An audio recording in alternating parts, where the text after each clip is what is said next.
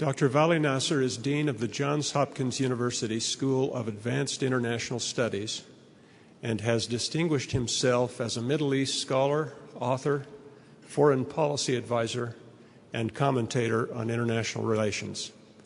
He is a contributing writer at the New York Times and a fellow at the Brookings Institution. Prior to his current appointment at Johns Hopkins, Dr. Nasr taught international politics at Tufts University's Fletcher School of Law and Diplomacy. From 2009 to 2011, he was a special advisor to the President's Special Representative for Afghanistan and Pakistan. Dr. Nasr has been a Carnegie Scholar, a senior fellow at Harvard University's Kennedy School of Government, and an adjunct senior fellow for Middle Eastern Studies at the Council on Foreign Relations. He is a member of the U.S. Department of State's Foreign Affairs Policy Board, a director of the Rockefeller Brothers Fund and the National Democratic Institute, and a life member of the Council on Foreign Relations. He has authored several books on foreign policy, Iraq, and on the Arab Spring. Dr. Nasr earned a PhD in political science from the Massachusetts Institute of Technology. Would you please join me in giving a warm welcome to Dean Vali Nasr?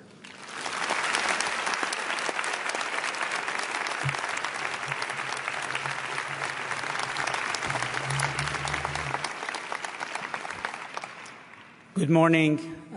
Thank you very much for that warm introduction. It's wonderful being here at BYU, a school that has a great deal of legacy in the study of international affairs and has trained many scholars and practitioners in this field. It is perhaps fortuitous for us to be talking about the Middle East now. It has become a very big foreign policy concern, and we're dealing with some very complicated issues in that region. However, thinking back, it looks like for the past 4 decades, we have been dealing with the Middle East as a top foreign policy problem in one form or another. In fact, there is no other region of the world that has held our gaze in such constancy and yet also with so much frustration, I would say, than the Middle East. It just seems like we cannot find our way in either dissociating or disentangling ourselves from the Middle East or finding a way to comfortably deal with problems over there. The administration of President George Bush tried very boldly to once and for all fix the region through a radical surgery, if you would, of invasion of Iraq and bringing about a democratic government in Iraq. It was an experiment that failed, and many came away from that experiment thinking that American power had met its limits in terms of being able to shape the world in a way that it would be comfortable with it. President Obama's administration followed a very different tact of basically wanting to rid itself of the Middle East, of focusing on other areas of the world like Asia or Latin America, and set out about a policy of trying to distance itself from the region and its troubles. And it took 2 heinous beheadings of American journalists over the past few months to basically reverse that policy, for us to realize that it's not as easy to wash our hands of the Middle East. The long and short of it is that the issues that we deal with in the Middle East, and I'll go over some of them, are not simple and are very complicated. And it's really at institutions like BYU, it's at universities, in the education of young people like you, that we have to look for the deeper understanding, the acquisition of knowledge that is languages, analytic and historical knowledge that is necessary in order to deal with these sorts of complicated issues. At a higher level, I think the Middle East really beckons understanding and engagement. And that actually, for me, has been very much of a personal journey. A big event in the Middle East in 1979 in the form of a major revolution upended my world. I was about the age to go to university when that happened. My family had to leave Iran, and actually, of all places, we first came to Utah, to Salt Lake City, where we were there for a number of months until we found our feet, and I ended up going to college in the United States. But for me, it became very clear that that creating that understanding was really the single biggest vocation that was necessary, and for not somebody who had been in the eye of the storm and was firsthand watching the way in which Americans were reacting to the enigma of the Iranian Revolution, that this was going to be a long haul, and it became basically the mission of my life, first in academia and then in government, of trying to provide a better understanding about the Middle East, because I ultimately think that our fate is so entwined with that region that we're not going to be able to happily move beyond it without dealing with it, and we need to deal with it, and to deal with it we need to understand it, and it really is that simple. Now, you know, what I tell you, I have these conversations with policymakers, with journalists, with academics. You know, we have to begin from the fundamental issues that I raised. Why are we so concerned with that region? Why can't we just leave it alone? And why is it doesn't leave us alone, let's say? Why can't we just wash our hands of it? There are troubles in Africa or in Latin America, and it doesn't seem to be as consuming as the Middle East is. For the longest period of time, the answer was oil, that we really have to pay attention to this region because it's oil-rich and because we need oil. And now often people say, well, you know, we don't need oil anymore. In a few years' time, the United States will be producing more oil than Saudi Arabia with the revolutions that we're seeing in extraction of shale oil in the U.S. So we don't need the Middle East. Why don't we leave them alone?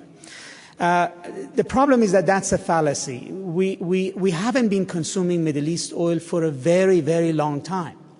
If you go back 20 years ago, you know, that shift started. When we went into Iraq during President Bush's time, America was only importing maybe 10-15% of its oil from the Middle East. Most of its oil comes from Mexico and Latin America and the west coast of Africa. And most of Middle East's oil actually doesn't come to the United States. It goes to Asia. It goes to China, South Korea, Japan, Singapore, and those places. So in reality, oil has not been the glue that keeps us with that region. There are other important issues. We found out in 9/11, and again recently with the rise of this group in Iraq and Syria known as ISIS, that terrorism, instability, insurgency is really worrisome to us. And that actually is one reason why we are engaged in this region. If Americans 5 years ago thought, you know, we have shale oil, we don't need the Middle East, let's leave and go to Asia, that's still true. It's terrorism that is bringing us back to the region. And then there is the issue of security of Israel. Many Americans are deeply concerned about stability and security of Israel, and guess what? Israel is in the Middle East. There's no way in which you could say that we are interested in Israel, its future, its stability, its security, but we don't want to have anything to do with the Middle East. And therefore, so long as Israel is in the Middle East and we care about Israel, we're going to need to deal with the Middle East. And again, that point came home very clearly. If you remember just a few months ago when there was a big war between Israel and Palestinians in Gaza, guess which country was called upon to find a way to bring that conflict to an end? It was the United States. Now, if we can get clear that, you know, there is a set of issues that makes us interested in this region, it would be much easier for us to put our heads around how do we deal with it. But having said that, when you talk to policymakers or you talk to media, there are things about this region that seem peculiar to people. Why is it such an outlier? Why hasn't there been a democratic revolution in the Middle East like we've seen in Latin America or in Asia? Why isn't we have more globalization and capitalism and trade and business with the Middle East the way we have with the rest of the world? All of which are very fair questions. The answers come to another problem we see in the region. Why does this region have too much religion? That there's too much Islam in the Middle East, right? And there are many responses to this. Some of it, points to cultural features in the region. Some of it tries to say that Islam is a particularly political religion. But, by and large, this is not as enigmatic as we think. First of all, the rise of religion and its relevance to politics is not unique to the Middle East. We're seeing it in the United States. We're seeing it in Latin America. We're seeing it in Israel. We're seeing it in India. We're seeing it in many areas around the world, that there is generally a return to religious values in politics. That secularism as we know it, or as we've celebrated it in academia, in public policy, is losing ground. And in the Middle East, that's the case as well. Except in the Middle East, it is doing so with a vengeance and with much greater consequences. And one important reason it's doing it, which is something often our policymakers don't quite understand, is that secularism in the Middle East has failed. I don't mean secularism as a sense of an idea, that it's good to keep God out of public affairs and focus on only secular issues in politics. But secularism as politics has failed. So when you go to the Middle East and tell people secularism is great, they would ask you, have secular governments provided economic development? And the answer is no. Have they been good governments? The answer is no. Have they won wars? The answer is no. Have they given us power? Have they given us stature in the world? The answer is no. So if the answer to all of these things is no, why is secularism a good thing? I mean, in the end, the proof of these things is in what they deliver to you. On the other hand, people in the Middle East have come to see religion as answering many of these things. So they associate what Islamic fundamentalists or Islamic forces promise them, they associate that with good government, they associate that with better social services, better education, more economic development. And in many cases, they look at whether it's ISIS in Iraq or Syria or Hamas in Palestinian territories, as these people are actually willing to fight, and they put up a better fight than secular forces do. If you look in recent decades, the only military victory the Arabs have enjoyed, at least a qualified military victory they have enjoyed, happened in the hands of the fundamentalist Lebanese organization Hezbollah, where it forced Israel to withdraw its troops from southern Lebanon. So, by and large, the problem is that the forces that we support in the region, that we would like to see work in the region, are not doing well by the people of the region. And Islam basically has become a voice of dissent, the alternative, the foil. And until such time as you have a secular government that actually delivers, that actually is successful economically, that actually provides a semblance of power and prestige in the eyes of the population, we're not going to see a triumph of secularism. Now, just another wrinkle that we're seeing has been created in recent years is that, okay, Islam is important in the region. We have to deal with it. We have to find a way to coexist with it. Now, why is the region sinking into sectarianism? For most Americans, this is something new. I remember conversations where policymakers would say, well, what is this Shia and Sunni thing? Right? I thought they were all Arabs. Or a refrain we often hear is that why can't they just coexist together as Iraqis and Syrians? Again, well, sectarianism matters because it's about identity, right? There are times when the way you practice a religion basically defines who you are. I mean, religion at some levels is the language of your daily interactions. And if you're speaking a different language in your daily interaction, in your ethics, in the way you approach your life, then that separates you from other people as if you were really speaking a different language. Now, the Muslim world is over 1 billion people. Of them, about 15% are Shia. But 90% of that 15% live in an area between India and Lebanon, which is the heart of the Middle East.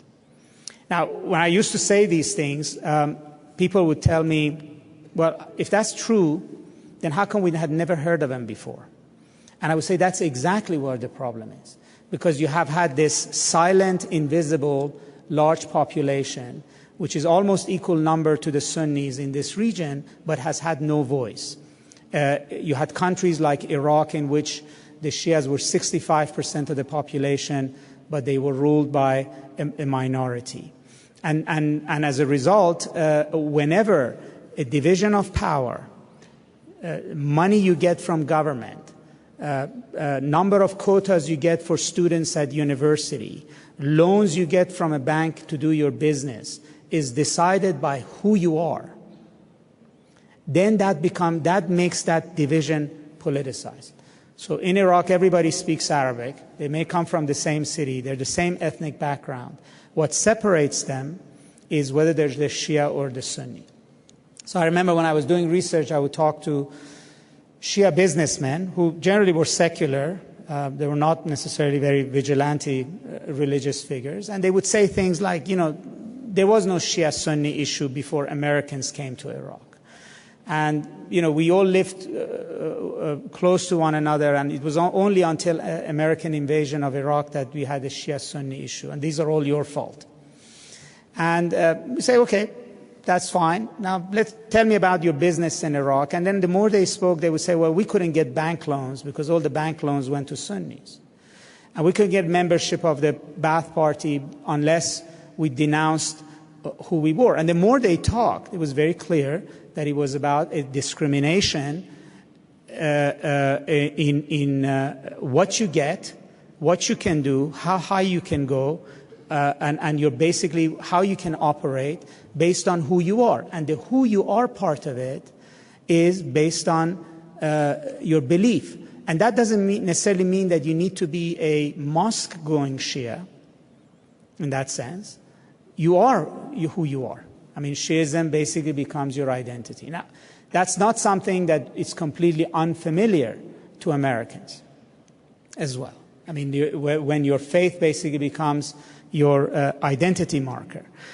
Now, this has now exploded in the region for the reason that the boundaries of governments that were containing this relationship are collapsing. And when those boundaries collapse, these fights that are simmering below come out in the open. When the U.S. military invaded Iraq in 2003 and broke down Saddam Hussein's regime, I mean, some of you are too young to remember. I can't believe I would be saying that, but it's true. What we thought is that we are liberating Iraqis from a dictatorship, right? But what we didn't realize is that there are different degrees of liberation that was happening. So the Sunnis were being liberated from dictatorship. The Shiites were being liberated from dictatorship, but they also were being liberated from Sunni domination.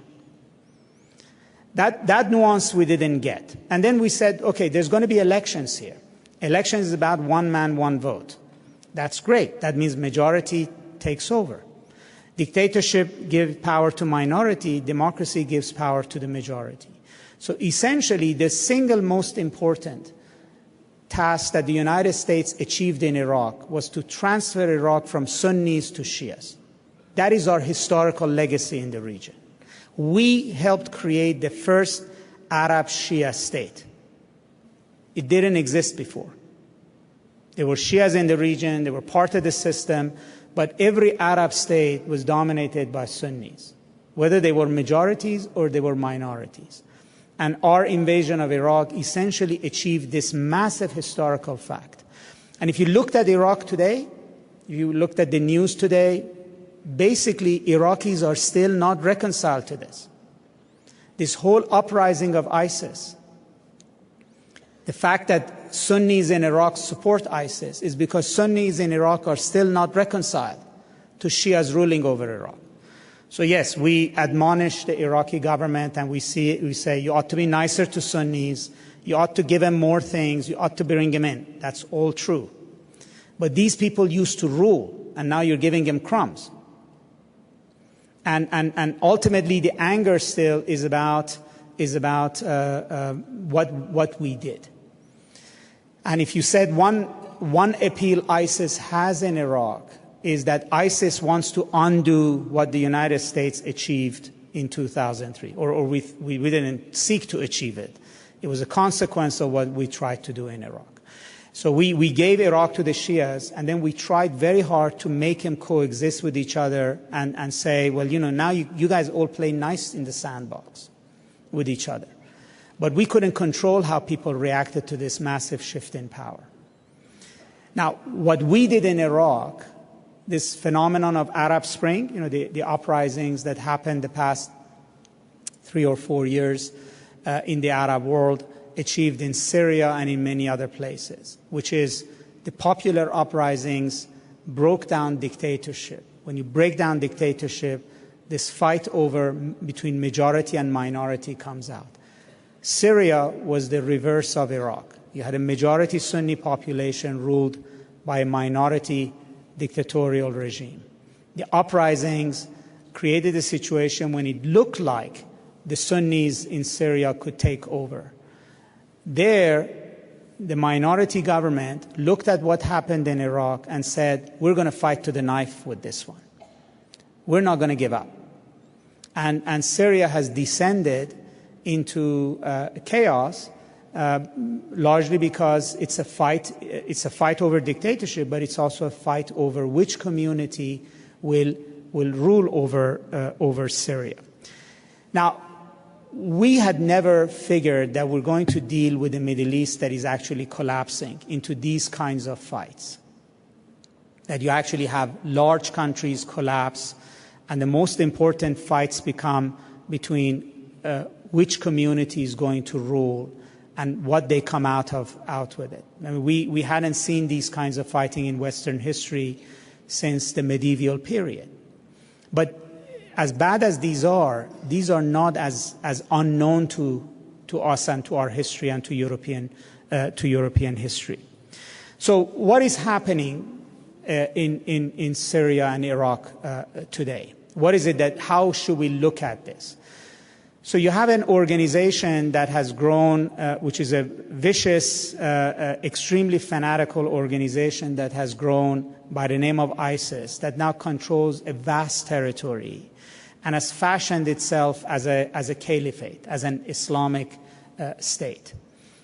The very fact that it's done that evokes a certain amount of appeal to different constituencies, to young people in Europe, young Muslims in Europe who volunteer to go and join this organization.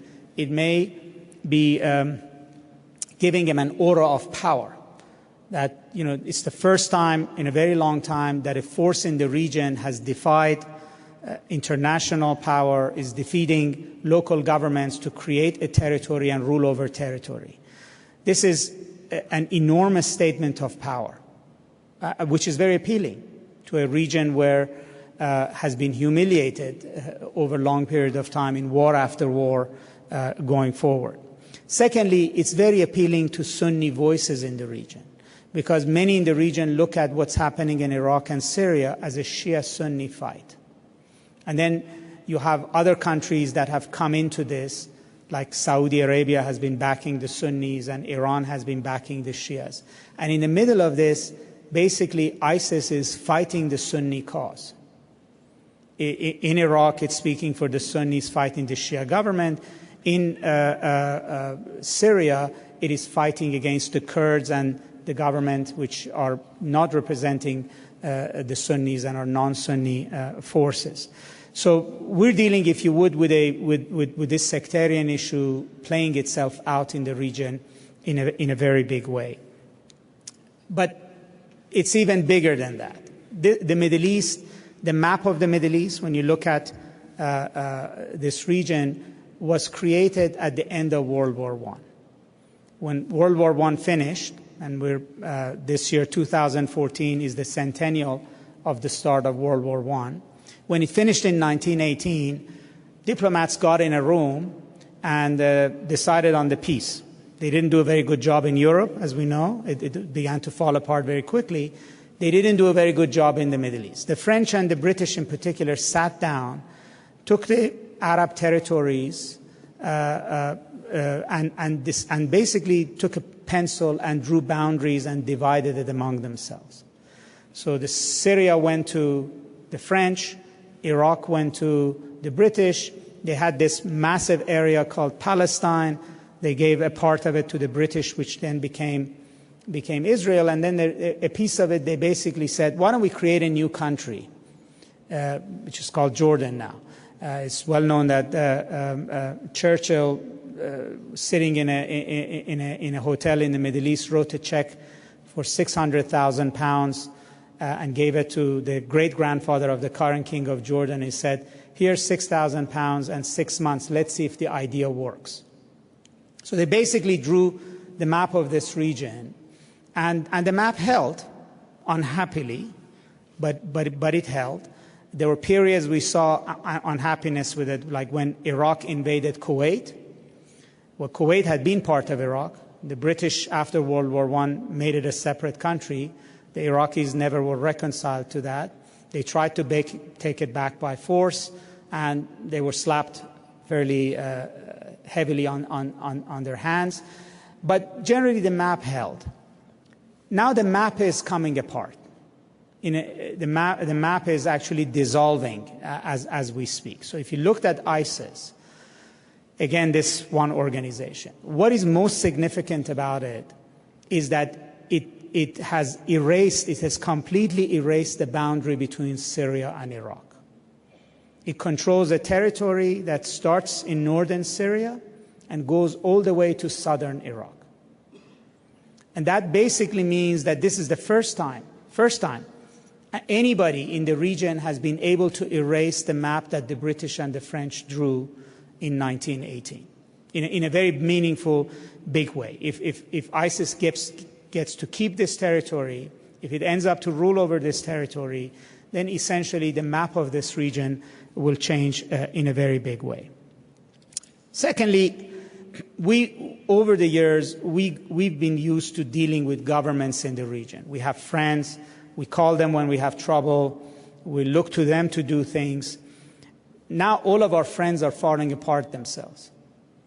They're under pressure. Some of them are collapsing. They're threatened by ISIS as well. And that puts a lot of pressure on the United States to actually deal much more directly with the Middle East. Now, the question is often, well, is there a solution? Is there a way out? There's no quick fix. This is too big a problem to say that there is a quick fix. And what we can do is to try to help to contain ISIS and to also bring some kind of a closure to the wars in Syria and Iraq. And that's not going to happen in short order, but there is a path to ultimately some kind of a negotiation over power sharing between Shias and Sunnis in these countries that would persuade them that they don't need to fight over power. They can share it. But in the longer run, the solution to this region ultimately requires economic growth and business. The Middle East also has a very large middle class that is no different from middle classes elsewhere. So if we looked at a completely different set of data, about who uses Facebook and Twitter, how much of it is used, engagement with technology and entrepreneurship, we see that there are pockets of the same kind of middle classes that we see elsewhere in the world that could basically be the engine of change in this region. The problem is that they are captured in economies that are closed, that are dominated by governments, and they're secluded from the world order. And again, this is something that the United States is very good at doing. We've helped economic growth in Mexico, in Latin America, in Asia. And so when the dust settles from ISIS, that is actually the task that lies before us and lies before your generation going forward. And let me stop there with that. Thank you.